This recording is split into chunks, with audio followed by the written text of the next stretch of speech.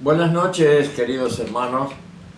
Aquí estamos otra vez para ocuparnos en la palabra del Señor. Y esta vez como guía un libro titulado Autoridad Espiritual. El autor es Nitushin o Osman Ni, le llaman. Nitushin creo que es el nombre en chino porque era chino. Y luego Osman Ni es el pase al inglés. Bien, habíamos visto algo ya de este punto de la autoridad y es algo que yo me propongo hacértelo llegar para que comprendas que es algo muy delicado. Es un tema muy delicado. Ya nomás en este mismo instante me estoy como recordando las palabras de Jesús.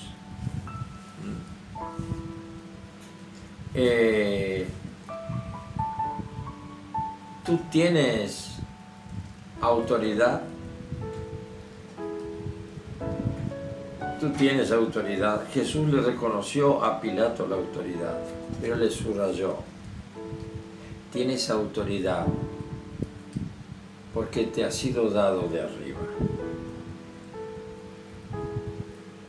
Y eso es lo que Dios tiene.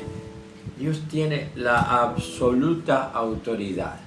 Hay una idea que es originada en una doctrina maniquea, o sea, totalmente no cristiana, que es que el Dios de la bondad, el Dios bueno, existe, y existe el Dios malo. Entonces, de acuerdo de qué lado te pones, te cubre ese Dios. Algunos creen tener una interpretación de la realidad que nos sucede a nosotros, pero no es así. Dios tiene absoluta autoridad sobre el Dios de la izquierda, el Dios de las tinieblas, el Dios de la mentira, el Dios de la maldad. Absoluta autoridad. Y esto quiere decir que ninguna autoridad puede ejercerse si no viene de Dios. Recuerden ustedes, muchas veces me he preguntado, pero ¿por qué en el día del juicio Jesús enseñó que van a venir algunos y van a decir: Señor, Señor, yo hice milagros en tu nombre, resucité muertos en tu nombre? Y el Señor le va a decir: yo no te conozco, no sé quién eres, pero Señor, ¿cómo no me vas a conocer? Yo anduve por tal y cual ciudad, tal y cual zona, siempre predicando tu mensaje. ¿Y quién te mandó? Bueno, ¿sabe qué? Apártense de mí, hacedores de maldad. Parece injusto que esto que se comidieron y lo hicieron tan bien y pudieron sanar enfermos y resucitar muertos y qué sé yo, muchos milagros más, y que el Señor los mire y pero yo a ustedes no los conozco. A los 12 les dio poder de echar demonios, sanar enfermos, y les dijo: vaya y prediquen el reino. Pero si no te fue dado eso, comedido, sin estar bajo la autoridad del Señor, hicieron lo que ellos quisieron. Había sido que es grave hacer algo fuera de sujeción a la autoridad. Y vamos a ver, porque habíamos visto algo ya sobre este tema, y ahora vamos a pasar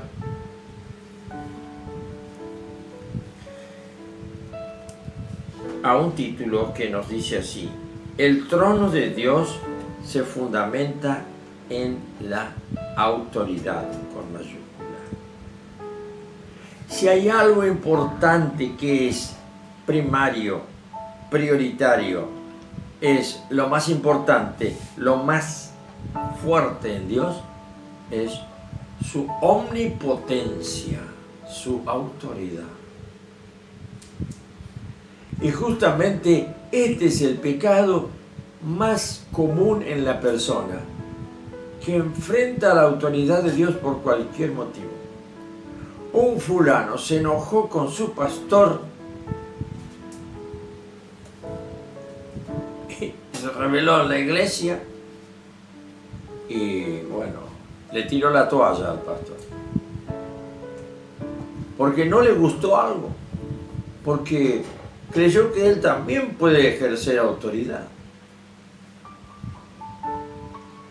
Traigo a colación de esto algo que es del Antiguo Testamento.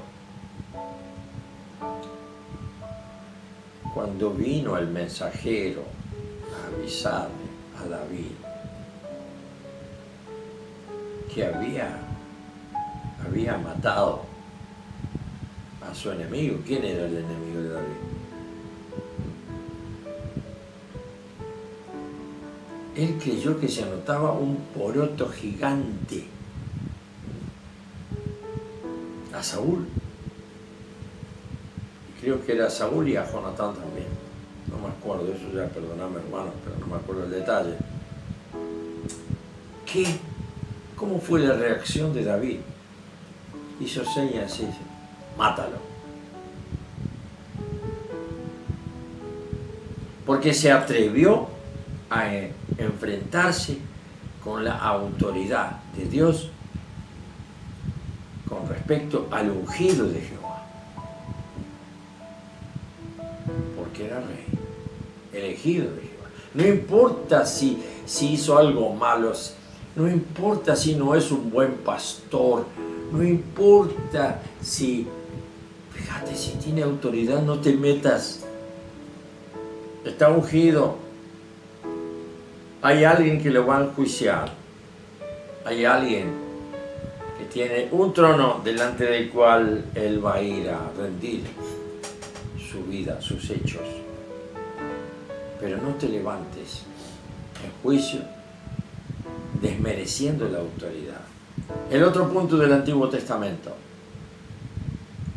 Saúl le persigue a David, que anda con 400 hombres disparando por todas partes. El rey con mucho más ejército, buscando dónde está David para matarlo. Pero, evidentemente, desierto, cuevas, etcétera, etcétera. Había una cueva famosa donde ahí se escondían de los enemigos o lo que fuere. Y no se redacta la escritura que allí dice, entró Saúl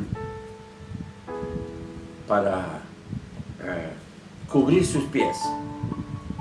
Usted ya sabe lo que significa eso en los términos de la escritura, como era en el Antiguo Testamento, lo que significaba cubrir los pies. Pero qué casualidad que también allí Saúl, cansado del camino, se tiró en alguna alfombra que le habrán puesto y quedó dormido con su manto real, por supuesto. Y también llega en un momento dado David con sus hombres y le dicen, rey, porque ya lo llamaban, ya estaba, todos sabían que él iba a ser el rey. David, ahí está, Saúl. Lo tienes totalmente al alcance de tu mano para matarlo. Y nosotros ya te proclamamos rey de Israel. No sé, no dice que lo mandó matar, pero David se encendió en enojo contra ese y esos que le vinieron a proponer. Líbrenme, Jehová de atentar contra el ungido de Jehová. ¿Y el ungido qué viene a ser? Aquel a quien el Señor delega autoridad. Así que yo a veces tiemblo en la iglesia del Señor, en ver en la iglesia del Señor cómo hay personas ungidas por Dios y que creen que pueden hacer lo que quieren. Y personas que no están ungidas y pasan por arriba del ungido. En todos estos pasos hay una rebeldía a la autoridad de Dios.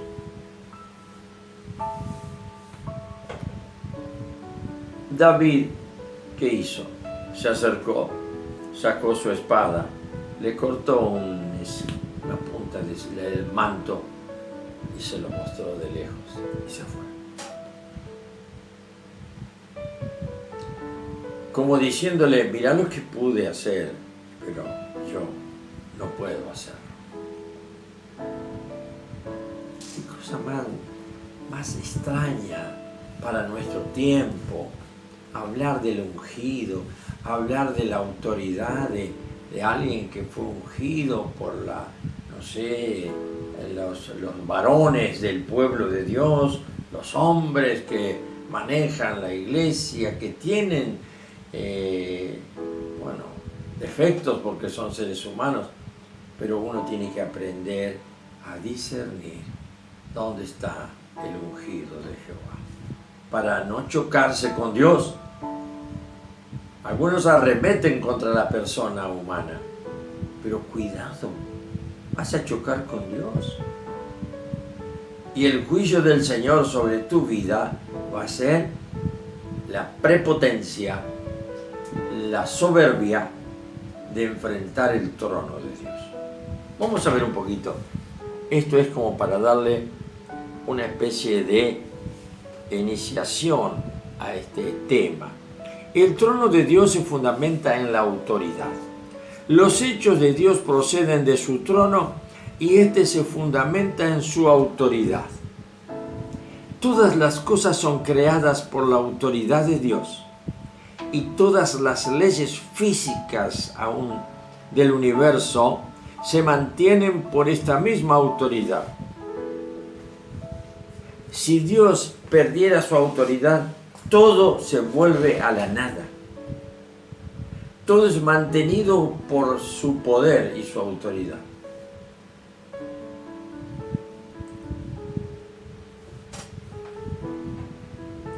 Por eso, la Biblia se refiere a ello expresando que Dios sustenta todas las cosas con la palabra de su poder.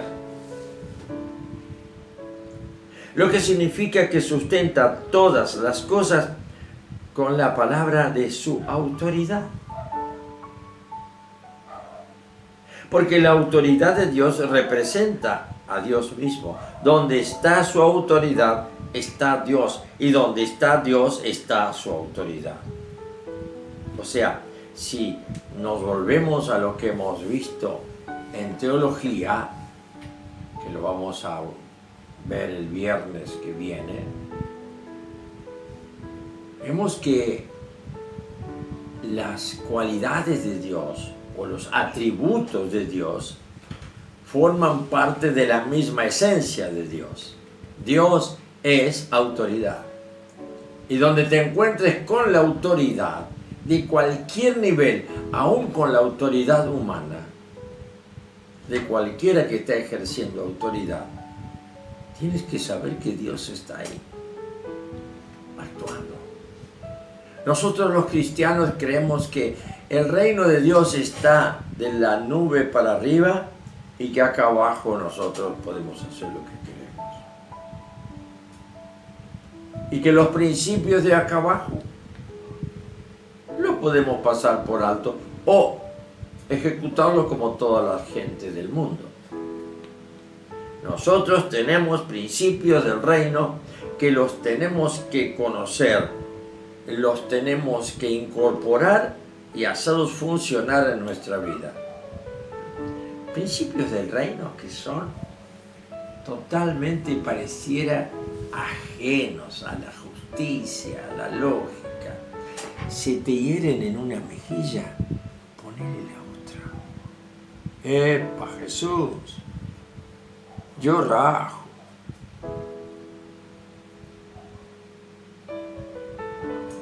¿Será que hay que tomarlo literalmente? No, si quieres no lo tomes literalmente. Pero eso tiene un significado profundo. Cuando te hieren, o cuando te ofenden, o cuando te hacen daño, no te defiendas. Déjalo así.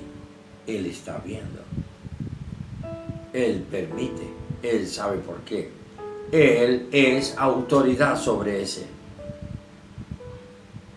Así que Él va a hacer juicio un día. No juzguéis para no ser juzgados. Otro punto.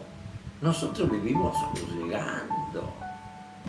Por eso es que nos rebelamos, no respetamos nada y actuamos como cristianos, pero usando nuestra propia decisión de, el dictado de mi conciencia.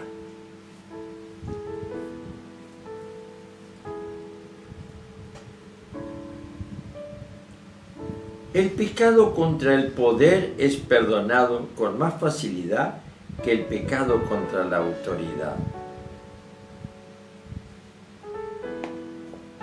Contra el poder, ¿cómo será el pecado contra el poder? Dios no hace nada, no ejerce poder conmigo, me deja hacer. Pareciera que hay una especie de no claridad. El pecado contra el poder es perdonado con más facilidad que el pecado contra la autoridad. Para mí, el pecado contra el poder es pecado contra la autoridad, directo. Porque este último es un pecado contra Dios mismo y contra la autoridad también es contra Dios mismo. Solo Dios es autoridad en todas las cosas, porque todas las autoridades de la tierra son instituidas por Él. La autoridad es algo de importancia sin igual en el universo. No hay nada que la sobrepase. Por consiguiente, o sea que es imperativo que los que deseamos servir al Señor conozcamos su autoridad. Si no, podemos caer en, sí, yo sí, qué hermoso es servir al Señor. Y después comenzamos a interpretar a nuestra forma, a nuestra manera. Por eso un hábito muy interesante, muy lindo es en todo. Y ¿sabes qué? Espera un poquito, yo voy a hablar con el Señor. Voy a orar primero. No me voy a apurar a decidir cosas. Voy a hablar con Él. Según lo que Él me diga. Y si me hace esperar, voy a esperar. Pero no quiero hacer nada que no salga de su voluntad. Yo siempre suelo decir, desde el púlpito a veces a la iglesia, tengo 3 clases de personas en la iglesia. No sé en tu iglesia si puedes darte cuenta que pasa lo mismo. Están aquellos hermanos que son de oración interior, que tienen santo temor de Dios y que dicen, vamos a consultar, vamos a pedir consejo, vamos a hablar con el pastor para que él nos discierna el paso que queremos dar, que nos discierna si esto es del Señor, si este es el momento o tendremos que seguir esperando. Esos son una clase en la iglesia de personas. Están los otros que vienen a hablar con el pastor para avisar que van a hacer tal cosa. Oh, no piden consejo. Es como que se manejan. Y está la tercera clase de personas que de pronto vos ves que hacen como a ellos les parece y hacen lo que quieren. No están sujetos a autoridad. Por lo tanto, al tiempo, ¿sabe lo que sucede? Se encuentran con la autoridad de Dios, entran en una rebeldía porque les salió todo mal y caen en una especie de puño cerrado y levantado para vivir siempre en guardia contra el Señor. Qué triste. Esta clase de hermanos carnales no crecen nunca en lo espiritual, no entienden nunca lo espiritual y viven adormecidos en el mundo espiritual. Y su fe está sin producir nada, por lo que se aplica lo que dice el apóstol Pablo: la fe sin obras es muerta. La fe muere. Bien. Otro titulito que nos dice el origen de Satanás. Todo esto es como una especie de introducción para ir metiéndonos en la clave de cuál debe ser nuestro servicio bajo autoridad al Señor. El querubín se convirtió en Satanás cuando sobrepasó la autoridad de Dios. En Isaías es llamado querubín cubridor. Él tenía una misión tremenda de mostrar la luz de Dios. Era el rango más alto en la dinastía angelical. Lo tenía este querubín. Querubín, serafín, son los niveles de potestades, rangos militares en el reino. Porque el ejército de los ángeles es el ejército realmente perfecto y poderoso en Dios, del cual el querubín, cuando fue destituido, cayó en lugares pero muy horribles de oscuridad y muerte, y no le fue quitado la jineta. Todavía sigue siendo querubín, pero claro, hacedor de maldad, en rebeldía absoluta, haciéndole creer a toda la humanidad y diciendo que todos los seres humanos son torpes, tontos, son como animales. Y todos están bajo el maligno. Él es el maligno. Por eso es como si hubiera un Dios del mal. No hay un Dios del mal. Dice la Escritura que para Dios le es lo mismo las tinieblas que la luz. Él está dominando todo. Aún el infierno lo contiene Él. Menos mal que yo siempre me digo a mí mismo: Señor, gracias por tu gracia, que me elegiste para el lado de la luz y no para el lado de la justicia sobre las tinieblas. Eso es muy importante que lo tengas en cuenta, hermano.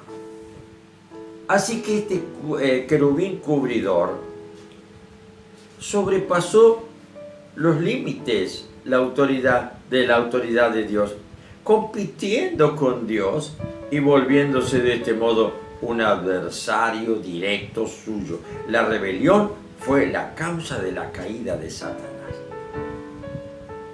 Él mora en lugares celestiales. Satanás mora en lugares celestiales. Y si no, fíjese, Efesios capítulo 6, por allá por el versículo 12, no, por el último versículo, o los últimos versículos. Potestades de las tinieblas en los lugares celestiales. Ellos moran ahí. Por eso están ocupando lo que podríamos decir el segundo cielo. ¿Por qué digo segundo cielo? Porque conocemos uno que es el primero, que está acá encima nuestro, a la vista si estamos viviendo de día. Y de noche lo vemos con las estrellas, cielo. ¿Y por qué digo segundo? Porque este sería el primero. ¿Y el tercero? El tercero es el que estuvo Pablo.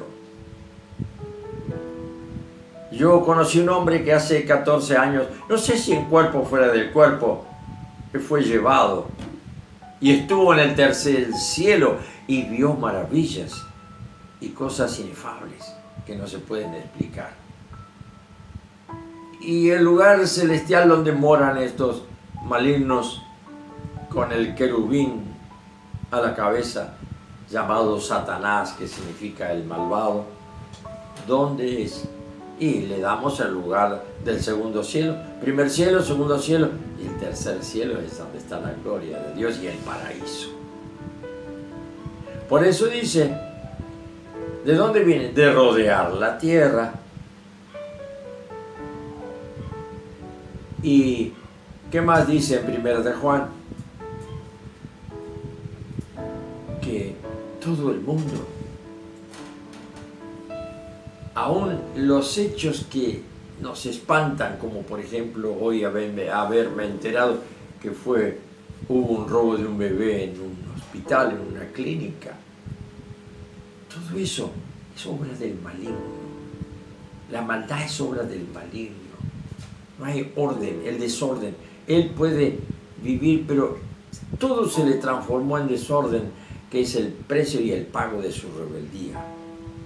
Porque Dios es un Dios de orden, sabemos por las Escrituras, pero este es un Dios de desorden. ¿Y qué pasa con él? ¿Qué pasa con él? Dice que todo el mundo, el sistema, el mundo acá es el sistema de gobierno, nuestro país y todos los países del mundo, y el sistema, y todos los que gobiernan los hechos, y todos los que participan en los grandes hechos internacionales, como mundiales, como hechos mundiales, todo eso está bajo el maligno. Y él no tiene todas las cosas malas, porque hay cosas que son agradables. Nosotros tenemos que saber discernir entre lo santo, que es de Dios, y lo profano, que es del mundo. Y hay cosas profanas que son muy agradables, pero cuidado que no nos copen, porque de pronto nos metemos de lleno ahí y estamos fuera del reino del Señor. Así es entonces, y terminando con esto, tanto Isaías 14, 12 y 15 como Ezequiel 28, 13 y 17 se refieren al ascenso y caída de Satanás. Sin embargo, el primer pasaje pone énfasis en cómo Satanás infringió la autoridad de Dios, mientras que el segundo pone de relieve la transgresión de la santidad de Dios. Hay una diferencia entre atacar su santidad y atacar su trono, su poder. Atacó su trono y salió fuera de la santidad de Dios. Y quedó constituido el malvado, el maligno, el Dios del mal.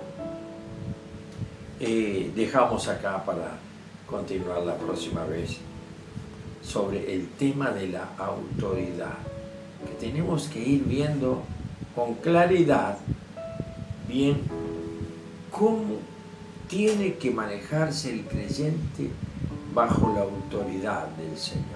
Cuándo estamos bajo autoridad y cuándo estamos bajo nuestra propia ocurrencia personal.